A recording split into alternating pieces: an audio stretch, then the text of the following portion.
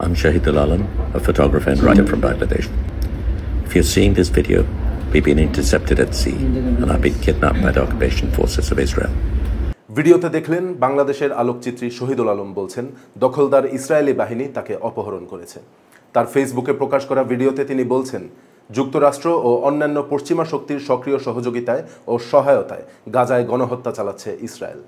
ফিলিস্তিনের স্বাধীনতার জন্য লড়াই চালিয়ে যেতে সব সহযোদ্ধা ও বন্ধুদের প্রতি আহ্বান জানিয়েছেন Shahidul Alam. I appeal to all my comrades and friends to continue fighting for the freedom of Palestine. Freedom flotilla ওয়েবসাইটে নৌযান আটকের খবর নিশ্চিত করা হয়েছে। বলা হয়েছে সেখানে থাকা ব্যক্তিদের আটকের পাশাপাশি লক্ষাধিক ডলারের ত্রাণও জব্দ করা হয়েছে। গত 30 সেপ্টেম্বর গাজার উদ্দেশ্যে যাত্রা শুরু করে ফ্রিডম ফ্লোটিলা। সেখানেই ছিলেন শহীদুল আলম সহ বিভিন্ন দেশের 93 জন সাংবাদিক, চিকিৎসক ও অ্যাক্টিভিস্ট।